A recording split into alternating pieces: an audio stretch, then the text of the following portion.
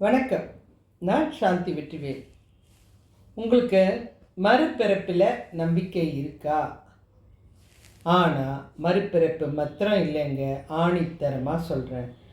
வேதங்கள் படி, சாஸ்திரங்கள் படி நிச்சயமாக பல பிறப்புகள் நம்ம பிறக்க வேண்டிய கட்டாயம். நம்ம பிறக்கிறதுக்கு யாரும் காரணம் கிடையாது, நாம் மட்டும்தான் காரணம். அது எதனால் எப்படின்ற விஷயந்தான் நான் உங்களுக்கு சொல்ல போகிறேன். இந்த கதை அத்தனை அற்புதம் வாய்ந்தது. ஜடபரதன் கதை புராண கதைகளில் நிறைய பேர் தேடுற கதை. அதனால தான் இந்த பதிவு. இதை நிச்சயமாக சேனலை சப்ஸ்கிரைப் பண்ணிட்டு கேளுங்க. இந்த கதை பல அதிர்ச்சியான விஷயங்கள் இருக்கும், உங்களுக்கே அது ஆச்சரியமாக இருக்கும். இந்த ஜடபரதன் கதை இவருடைய பிறவியோட அதிசயம்தான். ஒருத்தர் 3 பிறவியில் பிறந்திருக்காரு, 3 பிறவி ஞாபகமும் இருக்கிறது. எவ்வளோ அதிசயம் வாய்ந்த ஒன்று. அந்த அதிசயம்தான் இவருடைய வாழ்க்கையில் இருந்தது. அந்த 3 பிறவிக்கும் காரணம் என்ன அப்படின்றத நம்ம தெரிஞ்சுக்க போகிறோம். இந்த கதையை நம்ம முழுக்க கேட்டுட்டோம்னா அடுத்த ஜென்மம் நமக்கு எப்படி எடுக்கணும் அப்படின்றது உங்களுக்கு தெரிஞ்சிடும். இது முனிவர்களுக்கும் ரிஷிகளுக்கும் மகான்களுக்கும் மாத்திரம் தெரிஞ்ச ரகசியம். அவங்களுக்கு தான் அடுத்த ஜென்மம் எடுக்கக்கூடாதுன்னா என்ன பண்ணணும் அப்படின்ற அந்த ரகசியம் தெரியும். அதனால தான் அவங்கள பார்த்திங்கன்னா ரொம்ப சாதாரணமாக இருப்பாங்க. இது ஒரு சக்தி வாய்ந்த விஷயம். அதை பற்றி தான் நம்ம இந்த கதையில் தெரிஞ்சுக்க போகிறோம். இவரோட பிறவி 3 ஜென்மத்திலையும் எல்லா ஞாபகமும் இருந்தது. 3 பிறவி எதுக்கு எடுத்தோன்னு கடவுள் சாம்பிளுக்கு ஒரு மனுஷனை இப்படி அனுப்புவார். இதை புரிஞ்சுக்கிட்டு நீ வாழ்க்கை பயணத்தை தொடங்குன்னு. அந்த மாதிரி தான் ஒவ்வொரு விஷயத்துக்கு ஒவ்வொரு மகான்களும் ஒவ்வொரு வீரர்களும் இருந்திருக்காங்க. நம்ம தெரிஞ்சிக்க வேண்டியது இந்த ஜடபரதரை பற்றி. அதை விட இன்னொரு ஆச்சரியமான விஷயம் சொல்ல போகிறேன். இவர் தான் நம்ம நாட்டை முதல் ஆண்ட பரத நாட்டை ஆண்ட பரதன். இந்த பாரத நாட்டை ஆண்ட பரதன் இவர் தான். அதனால தான் நம்முடைய நாட்டுக்கு பேர் பாரத நாடு. இப்போ இந்த மன்னர் கதைக்கு தான் நம்ம போக போகிறோம். இந்த மன்னர் மிக பெரிய முனிவராக மாறி எப்படி அடுத்த பிறவிக்கு போனார், அதை பற்றி தான் முதல் பதிவாக பார்க்க போகிறோம். இந்த பாரத நாடுன்றது பெரிய நாடு.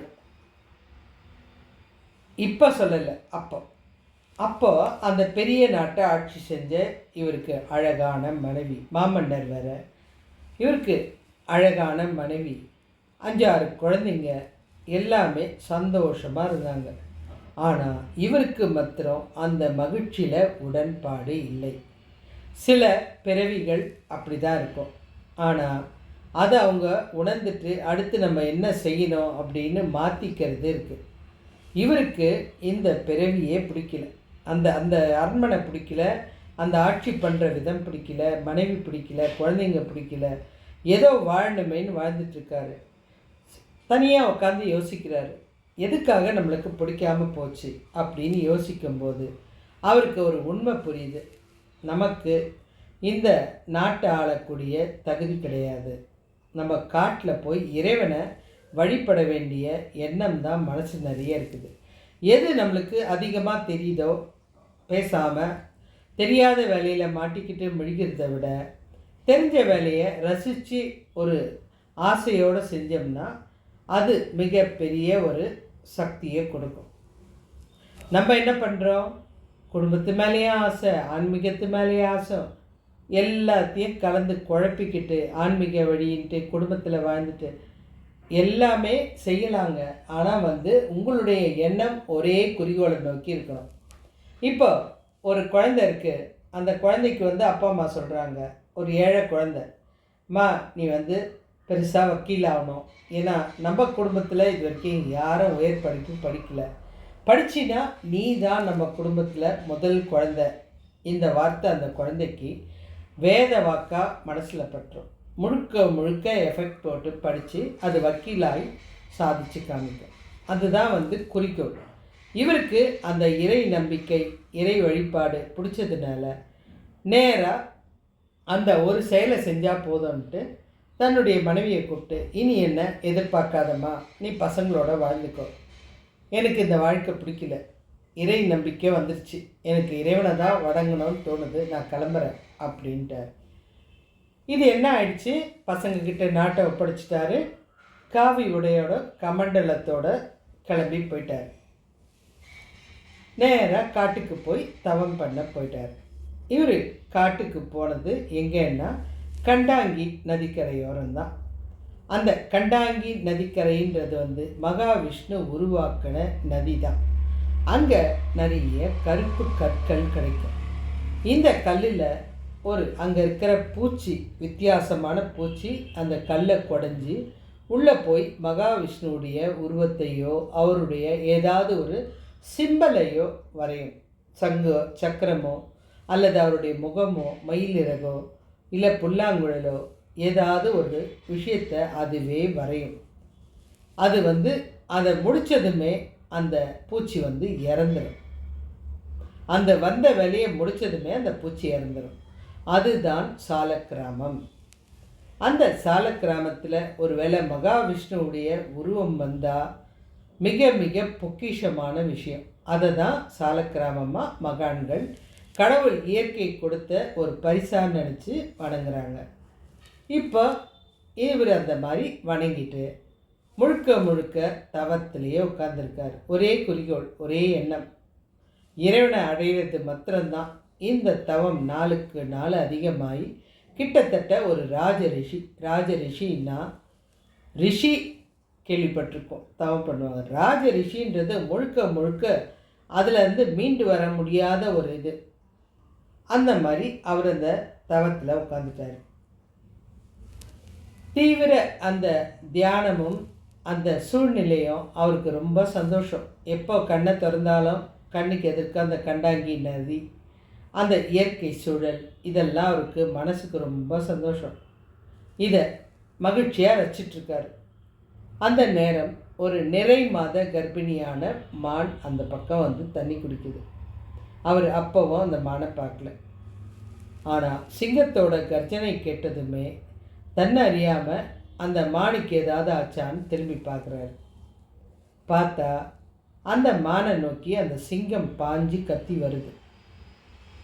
இந்த மான் தண்ணி குடிக்காமல் எங்கே போகிறது, நிலத்துக்கு தான் ஓடி வரணும். ஆனால் அது நதியில் தாண்டி தப்பிக்கிறதுக்கு போகுது. அது வயிற்றில் இருந்த அந்த குட்டி விழுந்துருச்சு தண்ணியில். அது தண்ணி அடிச்சுட்டு போயிடுச்சு. யாராக இருந்தாலும் மனசு பதைக்கும். இவருக்கும் அப்படி தான் ஆயிடுச்சு. வேகமாக ஓடி போய் அந்த மான்குட்டியை தூக்கிட்டு அப்படியே நெஞ்சோடு அணைச்சிக்கிட்டார். கவலைப்படாதரா, நான் இருக்கேன். ஏன்னா அந்த குட்டிக்கு அம்மா இறந்துருச்சு. அவருக்கு மனசு கஷ்டம். அந்த கோர நிகழ்ச்சியை பார்த்தாரு. வயிற்றுலேருந்து எந்த அளவு பயம் இருந்தால் அந்த குட்டி நழுவி விழ அந்த மான் தப்பிச்சு நினச்சிருது. ஆனால் அந்த மானை அந்த நதி அடிச்சிட்டு போயிடுச்சு அப்படின்றது. மனசு ரொம்ப கஷ்டப்பட்டு அந்த மான்குட்டியை கொண்டு வளர்க்க ஆரம்பித்தார். வளர்க்க ஆரம்பிக்க அவரை அறியாமல் அந்த மான்குட்டி மேலே அதிகமான பிரியம் வந்துடுச்சு. மான் சாப்பிட்டுச்சா, மான் தூங்குச்சா, மான் தண்ணி குடிச்சுதா, மான் எங்கே போச்சு, மான் இந்த பக்கம் காணுமே, அந்த பக்கம் இருக்கா. இதில் அவருக்கு தவம் பண்ணவே முடியல. முழுக்க முழுக்க அவருடைய எண்ணம் முழுக்க அந்த மானோட நினப்பில் மட்டும்தான் இருந்தது. வேறு எந்த சிந்தனையும் கிடையாது. காலச்சக்கரம் உருண்டோடுது. உருண்டோடும்போது இந்த மான் வளர்ந்துடுது. இவருக்கு இறக்குற வயசாகிடுச்சு. ஆனால் அந்த கண்ணு அந்த மானையே பார்க்குது. நான் இல்லைன்னா இது எப்படி வாழும், நான் இல்லைன்னா யார் இதுக்கு சாப்பாடு போடுவா, ஏதாவது விலங்கு கடிச்சிடுமே, நான் என்ன பண்ணுறது, இந்த மான் நல்லா இருக்கணுமே. இந்த நினப்பிலேயே அவர் கண்ணு கலங்க அப்படியே உயிர் போயிடுச்சு. இவருடைய எண்ணம் கடைசியாக அந்த மானோட நினச்சி போனதுனால அடுத்த ஜென்மத்தில் அவர் ஒரு காட்டில் மானாக பிறந்துட்டார். இப்போ இந்த இடத்துல உங்களுக்கு ஒரு ரகசியம் சொல்லணும். அதாவது அடுத்த பிறவின்றது நம்ம கடைசியாக நினைக்கிற ஒரு விஷயம்தான் அடுத்த பிறவியோட ஆரம்பம். எங்கே முடியுதோ, இப்போ ஒரு திரைப்படம் பார்க்குறோம்னா கூட இவன் அவனை கொன்னுட்டான், அதோடு இந்த கதை முடிஞ்சுதுன்னு நமக்கே ஒரு விஷயம் புரியும். ஆனால் அவன் அந்த கொல்லும்போது தப்பிச்சிட்டான் அப்படின்னா அடுத்த பார்ட்டு வரும்னு நம்மளே சொல்லுவோம்.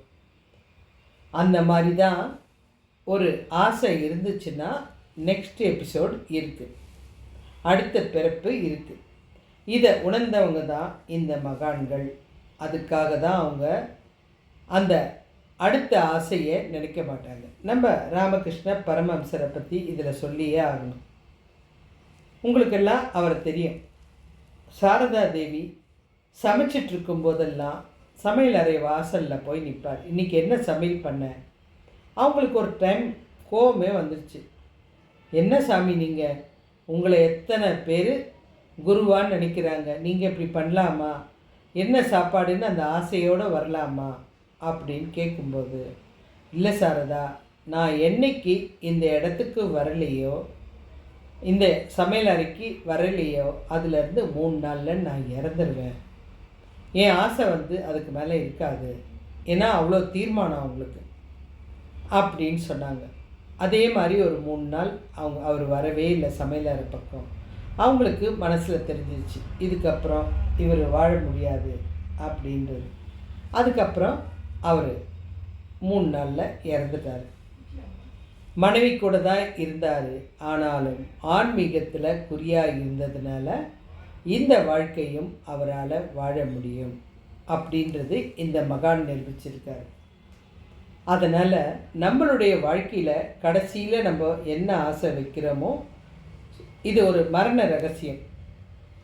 மரணத்தின் போது மனுஷன் என்ன நினைக்கிறானோ அதுதான் அவனுடைய அடுத்த பிறவியோட தொடர்ச்சி. இதனால தான் நம்ம முன்னோர்கள் இதெல்லாம் தெரிஞ்சுதான் வீட்டில் ஒரு குழந்தைக்கு சாமி பேர் வைப்பாங்க. அந்த பெருசுங்க அந்த சாமி பேரை கூப்பிட்டுக்கிட்டே இருப்பாங்க. நாராயணான்னா நாராயணா நாராயணா கூப்பிட்டுக்கிட்டே இருப்பாங்க. இல்லைன்னா ஒரு வேளை அந்த குழந்தைக்கு சாமி பேர் வைக்கலன்னா, ஒருத்தருக்கு உயிர் போகிற நேரம் வந்துச்சுன்னா சாமி ஸ்லோகம் போடலாம். இல்லை சிலருக்கு பண ஆசை இருக்கும், பயங்கரமாக ஆசை இருக்கும், எனக்கு பணம் இல்லைன்னா வாழவே முடியாது, பணம் அப்படின்ற ஒரு ஆசை இருக்கலாம். அப்போ என்ன பண்ணுவாங்க, அவங்க இறந்து போகிற பாதையிலெல்லாம் நீ கேட்ட பணம் இந்த இருக்கு பாரு, பார்த்துட்டியா, இதை பாரு எவ்வளோ பணம் இறஞ்சிருக்கு பாரு, பணத்தை பார்த்துட்டியா அப்படின்னு அந்த ஆத்மாவுக்கு உணர்த்தத்துக்கு தான் அந்த பணத்தை வீசி எறிஞ்சிக்கிட்டு போவாங்க, காசுகளை. ஏன்னா நாங்கள் திருப்தியாக உன்னை வழி அமைச்சிட்டோம், இனி அடுத்த பிறவி இருக்கக்கூடாது. நம்மளும் இதெல்லாம் தெரிஞ்சுட்டு தான் பண்ணிகிட்ருக்கோம். நமக்கே இவ்வளோ நாள் தெரியாத விஷயம் இதெல்லாம். அவங்க எது மேலே ஆசை, நிறைய பேருக்கு நான் இது கொடுக்கணும், தானம் கொடுக்கணுமா, போகிற வழியெல்லாம் அன்னதானம் கொடுத்துக்கிட்டே இருப்பாங்க. ஏன்னா நீ பாரு, இதோட அடுத்த ஜென்மம் இதுக்காக எடுக்காத அப்படின்னு சொல்கிறது தான் இந்த ஒரு விஷயம். இதனால் இவர் அடுத்த பிறவியில் மானாக பிறந்துட்டார். ஆனால் இந்த மானுக்கு கொஞ்சம் அறிவு ஜாஸ்தி, போன ஜென்மத்தோட ஞாபகம் தெளிவாக வந்துருச்சு. எப்படிங்க தெளிவாக போன ஜென்மத்து ஞாபகம் வரும்? எங்கள் சித்தர்கள் படிக்கலை, மகான்கள் படிக்கலை. ஆனால் மனசில் அமைதியாக இருக்கும்போது கடவுள் சொல்கிறதையோ அல்லது போன ஜென்மத்து ஞாபகத்திலேயோ அவங்களுக்கு தோணுனதெல்லாம் எழுதி வைக்கிறாங்க. மிக ஆச்சரியம். அதெல்லாம் இன்றைக்கி நம்ம வாழ்க்கைக்கு தேவைப்படுது. இது அவங்க இந்த ஜென்மத்தில் எதுவும் பண்ணல, ஆனால் போன ஜென்மத்துடைய பலன், அந்த அறிவு இந்த ஜென்மத்தில் உதவும். அதுதான் இந்த மானுக்கும் உதவுது. இந்த மானுக்கு போன பிறவியோட ஞாபகமெல்லாம் வருது. இந்த ஒரு அல்ப ஆசைக்காக தான் மாமன்னனாக இருந்து துறவியாக வந்து ராஜ ரிஷியாக ஆகிற நேரத்தில் ஒரு மான் மேலே வச்ச ஆசைக்காக தானே இந்த பிறவி அப்படின்னு இந்த மான் அந்த மற்ற மான்களோட சேராமல் தனியாக போய் அங்கே இருந்த ஒரு ஆசிரமத்து வாசலில் போய் உட்காந்துருச்சு. தினம் அந்த மான் அந்த ஆசிரமத்தில் இருக்கிற மந்திரம், யாகங்கள், பூஜைகள்லாம் பார்த்துக்கிட்டே இருக்கும். அந்த ஆசிரமத்தில் இருந்து வெளியில் வர சாப்பாடை மாத்திரம்தான் சாப்பிடும். அதை தாண்டி எதுக்கும் அது ஆசைப்படாது. அந்த இடத்துலையே தவம் மாதிரி கிட்டத்தட்ட அந்த மான் வாழ்ந்து கடைசியாக அந்த மான் அங்கேயே உயிர் பிரிஞ்சுது. இது 2வது பிறவி. இது அந்த முனிவர்கள் பேசுகிற மந்திரத்தை கேட்டு வாழ்ந்தது, எல்லாமே வாழ்ந்தது. இந்த சக்தி தான் அதுக்கு எது மேலேயும் பற்று இல்லாமல் வாழ்ந்தது இந்த மான். இதனால தான் அடுத்த ஜென்மம் இந்த மான் ஒரு அந்தணர் குடும்பத்தில் பிறக்குது. அந்தணர் குடும்பத்தில் இந்த மகானோட பேர் மகா ஞானி. இவரோட பேர் ஜடபாதர் அப்படின்வாங்க. ஜடம்னா எந்த விஷயத்து மேலேயும் பட்டுதல் இருக்காது. தன்னை சுற்றி நடக்கிற எது மேலேயும் ஆசை வராது. ஜட பொருள்கள் எது அப்படின்னா மேசை நாற்காலின்னு சொல்லுவோம். அந்த மாதிரி அவர் ஒரு ஜடம். எந்த விஷயத்துக்கும் இவர் ஒரு மரம் மாதிரி தான் இருப்பார். அந்த மாதிரி இருக்கிறது ரொம்ப ஆச்சரியம். இவர் பூஜை செய்ய மாட்டார், வேதம் கற்றுக்க மாட்டார், பேச மாட்டார், எவ்வளோ சிறப்பான பொருளை பார்த்தாலும் சந்தோஷப்பட மாட்டார், அழகான ஆடை கிடையாது. ஒரு உடை உடுத்தினா அந்த உடை கிழிஞ்சாலும் அதையே முடிச்சு போட்டு அப்படியே கட்டிப்பார். தலையில் எண்ணெய் வைக்கல. இதனால் முடிகள் ஒன்றோடு ஒன்று பிணைஞ்சி ஒரு தலைவிரி கோலமாக இருப்பார். விபூதி கிடையாது, ஒன்றும் கிடையாது. இந்த உடம்பில் குளிக்க கூட மாட்டார், அழுக்காக தான் இருப்பார். அதெல்லாம் தான் இப்போ இருக்கிற சன்னியாசிகள் பயன்படுத்தி நாங்கள் ஒரு சன்னியாசி அப்படின்றத உணர்த்துறாங்க. ஆனால் இவரை அந்த புராண காலத்திலேயே அப்படி தான் வாழ்ந்தார். எது மேலேயும் பற்றுதல் கிடையாது. இதை பார்த்த இவங்க அண்ணன் தம்பிங்க கூட இருக்காங்க இல்லையா, இவர் கூட பிறந்தவங்க, இவரை தனியாக கூட்டிகிட்டு போய் அடிக்கிறது, துன்பப்படுத்துறது இதெல்லாம் பண்ணும்போது அவர் எதுக்குமே அழவும் மாட்டார், ரத்தம் வந்தாலும் கவலைப்பட மாட்டார், அப்படியே அமைதியாக இருப்பார். என்ன வேணாலும் பண்ணு. ஆனால் என்ன பண்ணுவாருன்னா நீங்கள் ஆச்சரியப்படுவீங்க. அந்த நிமிஷம் அந்த ஆத்மாவை வெளியில் அனுப்பிச்சிடுவார். இந்த உடலுக்கு தானே நீ தண்டனை கொடுத்துக்க.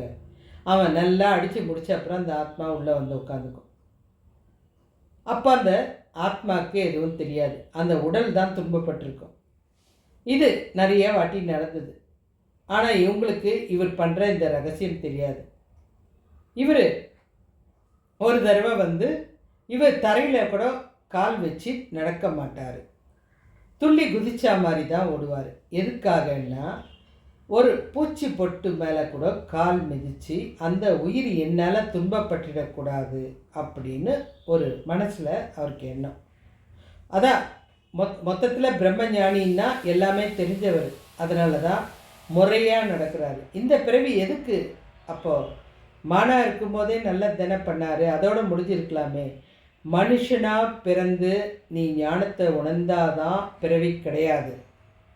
இப்போ நீ தப்பு பண்ணால் அடுத்த ஜென்மத்தில் வேறு ஒரு உருவமாக தான் இருக்கும், மிருகமாவோ பறவையாவோ ஏதோ ஒரு வடிவத்தில்.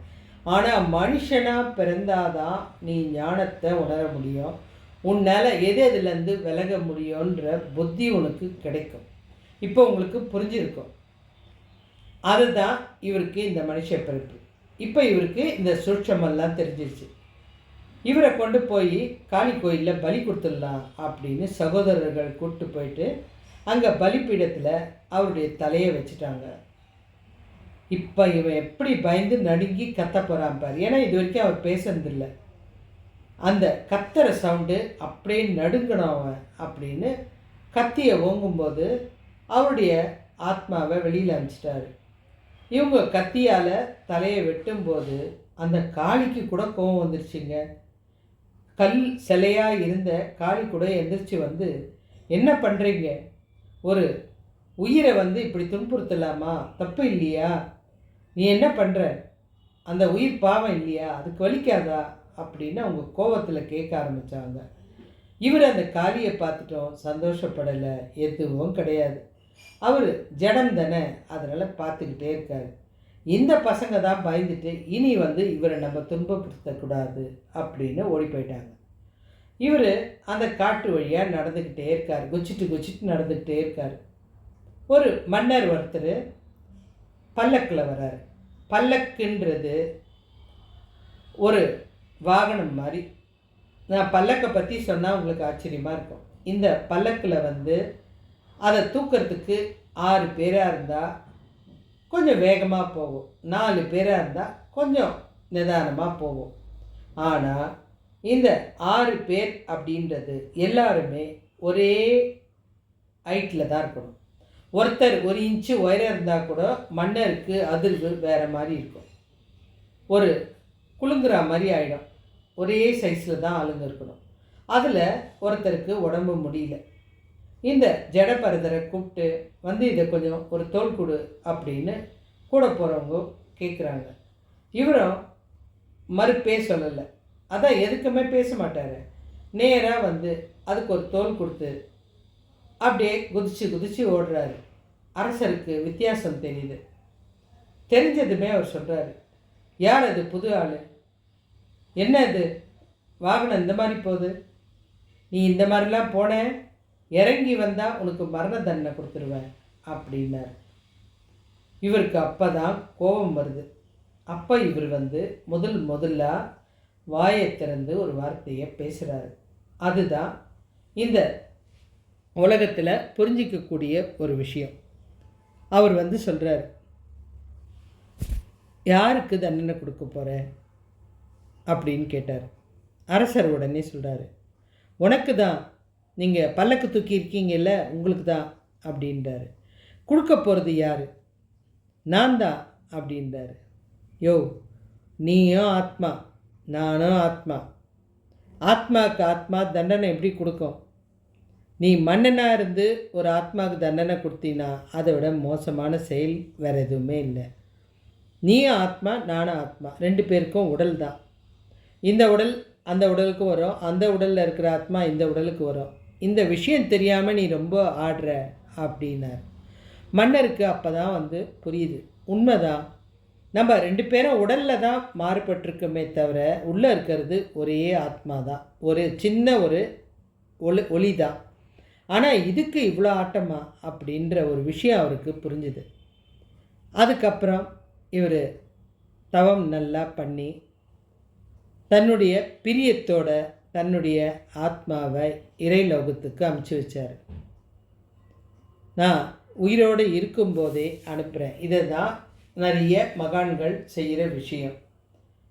உயிரோடு இருக்கும்போது பிரியத்தோட தன்னுடைய ஆத்மாவை நீ கிளம்பலாம், எனக்கு வாழ்ந்தது போதும்னு அனுப்புறது இருக்குது பாருங்கள். அது பயங்கர சக்தி வாய்ந்தது. அந்த உடல் எத்தனை நாள் வெளியே இருந்தாலும் துர்நாற்றம் வீசாது. இப்போ இவர் குளிக்கலன்னு சொன்னேன், தலையில் எண்ணெய் வைக்கலன்னு சொன்னேன். பிறந்ததுலேருந்து ஒரு கந்த துணி தான், அதை தான் முடிச்சு போட்டு கட்டினாருன்னா அந்த துணியில் நாத்தம் வராது, எந்த இதுவும் வராது. ஏன்னா அவங்க மகான்கள், அவங்க உடம்பு எந்த வித ஒரு துர்நாற்றமும் வீசாது. அது கடவுளோட அந்த உடம்பு, அதுக்கு எதுவுமே கிடையாது. சாதாரண ஒருத்தர் மரணம் அடைஞ்சால் கொஞ்ச நேரத்தில், அதாவது கொஞ்சம் ஒரு நாள் கடந்தாலே அந்த நாற்றம் ஆட்டோமேட்டிக்காக வந்துடும். இவருக்கு வராததுக்கு காரணம் இதுதான். இப்போ இவர் எவ்வளோ பெரிய ஒரு சக்தி வாய்ந்த ஒரு மனிதராக இருந்திருக்காரு. மாமன்னராக இருந்து ஒரு மகானாவை நினச்சி, ஆனால் ஒரு சின்ன ஒரு மான் மேலே இருந்த ஆசையினால் மானாக பிறந்து, ஆனால் அப்போ அறிவு தெரிஞ்சு ஒரு நம்ம நேர் வழியில் போகணுன்னு தவத்தோடு இருந்து அதுக்கப்புறம் மனுஷ ரூபம் எடுத்து அதுக்கப்புறம்தான் அவர் எல்லாமே புரிஞ்சிட்டு வாழ்ந்தது தான் அந்த 3வது பிறவி. ஞானியாகிட்டு எனக்கு இந்த ஆத்மா வேண்டாம் அப்படின்னு. வசதி இருக்கிறவன் பொருளை வேணான்னு சொல்கிறது தான் பெருசு, ஆனால் இல்லாதவன் வேணான்னு சொல்ல மாட்டான். அந்த மாதிரி அதாவது இல்லாதவங்க வேணான்னு சொல்கிறது பெரிய விஷயம் இல்லை. எல்லா வசதியும் இருந்து அவன் வேணான்னு சொல்கிறது தான் பெரிய விஷயம். அதுதான் மனித பிறவின்றது. நம்ம இத்தனை ஜென்மம் எடுக்கிறதுக்கு காரணம் மனுஷ ஜென்மத்தில் தான் மறுபிறப்பு கிடையாது. ஏன்னா மனுஷனுக்கு தான் எல்லாம் புரிஞ்சிக்கக்கூடிய சக்தி, ஆற்றல் எல்லாமே இருக்கும். அதுக்காக தான் மனித பிறவியை கடவுள் தேர்ந்தெடுத்தது. இதுக்கு முன்னாடியே நம்ம பல பிறவிகள் எடுத்திருப்போம். அதாவது ஒரு உயிராக பிறந்திருப்போம், 2 உயிராக பிறந்திருப்போம். இப்போது 7 உயிராக பிறந்துட்டோம். 7 பிறவின்னு சொல்கிறாங்க இல்லையா, 7 பிறவியாக பிறந்துட்டோம். 7வது பிறவி தான் மனித பிறவி. நீங்கள் பிறந்த அப்புறம் அப்போ நீங்கள் நினைக்கிற ஒவ்வொரு ஆசையும் தான் திரும்பவும் அடுத்த பிறவி இறக்கி விட்டுரும். ஃபெயில் ஆக்கி திருப்பி ஃபஸ்ட்லேருந்து வரணும். அதுதான் சொல்கிறேன். கிட்டத்தட்ட நிறைய பிறவிகள் இருக்குது. எந்த பிறவியில் எனக்கு எது மேலேயும் ஆசை வேணாடா, உறவும் வேணாம், சொந்தமும் வேணாம், பணமும் வேணாம், நகநட்டும் வேணாம், எனக்கு கூட பிறந்தவங்களும் வேணாம், எல்லாம் ஒன்று தான், இதெல்லாம் மறைஞ்சு போகிற விஷயம், இதுக்காடா நான் ஆசைப்பட்டேன், போகிறது வெறும் ஆத்மா, இதுக்கா இந்த உடலுக்கு இவ்வளோ அழகு அப்படின்னு யார் ஒருத்தர் உண்மையான மனசோட திருப்தியாக வாழ்ந்து முடித்து நினைக்கிறாங்களோ அவங்களுக்கு தான் மறுபிறப்பு கிடையாது. இருக்கிற வரைக்கும் நல்லா வாழ்ந்துட்டு அதுக்கப்புறம் கடைசி நேரத்தில் நான் எதுவுமே அனுபவிக்கலை, நான் நல்ல மனசோடு தான் இருக்கேன், அதெல்லாம் கிடையாதுங்க. இருந்தாலும் பற்றுதல் இல்லாத வாழ்க்கை வேணும். அந்த வாழ்க்கை சிலரால் தான் வாழ முடியும். அப்படி வாழ்ந்தவர் தான் இந்த ஜடபரதர். அதனால தான் நம்ம சில நேரத்தில் என்ன நான் இவ்வளோ சொல்கிறேன் உனக்கு புரியலையா, ஜடம் மாதிரி உட்காந்துருக்கே, யோசிச்சு பாருங்க. அவருக்கு வேதத்து மேலே இஷ்டம் கிடையாது, துணிமணி மேலே இஷ்டம் கிடையாது, பொருட்கள் மேலே விருப்பம் கிடையாது, அந்த பலி கொடுக்கும்போது தன் உயிரை காப்பாற்றிக்கணும்னு விருப்பம் கிடையாது, எது மேலேயும் விருப்பம் இல்லாமல் அவராக தான் அந்த ஆத்மாவை வெளியில் அனுப்புகிறார். இந்த சக்தியை அவர் பூரணமாக உணர்ந்ததுனால தான் மறுபிறவி இல்லாத ஒரு வாழ்க்கையை அவரால் சிறப்பாக வாழ முடிஞ்சது. இந்த சக்தி அவருக்கு கிடைக்கிறதுக்கு 3 பிறவி தேவைப்பட்டது. அதுவும் ரொம்ப புத்திசாலியாக இருந்ததுனால தான் முதல் அந்த அரச வாழ்க்கை மானா பிறந்ததுமே அவருக்கு புரிஞ்சு இந்தந்த தப்பு பண்ணக்கூடாதுன்னு மானா வாழ்ந்தார். திரும்பவும் மனுஷ பிறவி கொடுக்கும்போது மான் பிறவியில் என்னென்ன முடிவெடுத்தாரோ அதை விட ஒரு படி மேலே இறைவனை அடையிறதுக்கு உண்டான வழின்னா முதல்ல மௌனம் எதுக்குன்னா தவறான வார்த்தைகள் விடாமல் இருக்கிறது. இதெல்லாம் சரியாக பயன்படுத்தி அவர் இறைவனடி அதாவது ஜீவனோட கலந்தார். இந்த கதை தாங்க. சேனலை சப்ஸ்கிரைப் பண்ணுங்கள். மீண்டும் நல்ல தலைப்பில்